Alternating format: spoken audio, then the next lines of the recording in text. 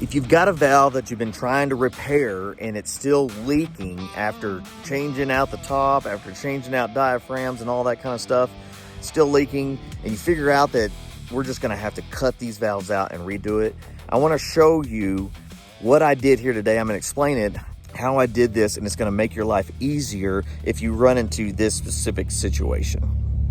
So I want to show you what we cut out. We had 3 valves here. When we dug it out, main line comes in here, and then it's going into all 3 valves. This middle valve, I took it apart, the original valve, tried to clean it, put it back together. It was still leaking out the side. Okay, so we took all that out, took new diaphragm, new top, solenoid, all that. It was still leaking out of the side.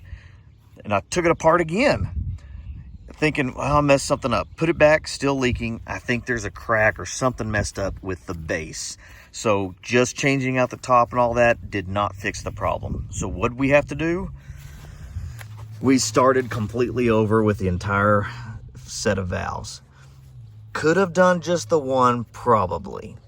But if you look how close these are, it's why I like to leave a little bit more of a gap.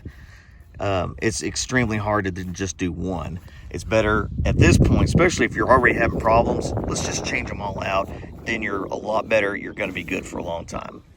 So that's exactly what we did in this situation. If you're already here digging it out, guys, it's better to just go ahead and let's replace everything right here. Don't just replace one or fix one little part. Let's get it working, and now we've got 3 brand new valves that are going to last a long time.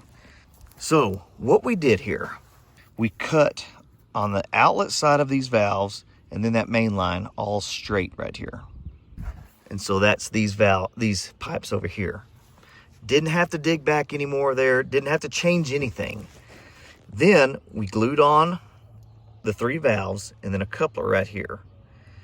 Then basically what I did each of the pipes and then had them cut even, and then built this manifold and then put it as one glue joint together. So we got glue on all of it and then solvent welded. I know that's actually what it is. This piece as one piece over.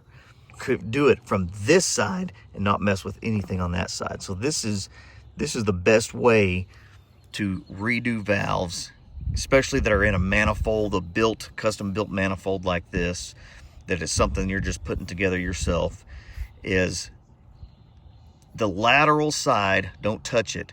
Do everything from the mainline side, especially if it's just a mainline coming in and stops.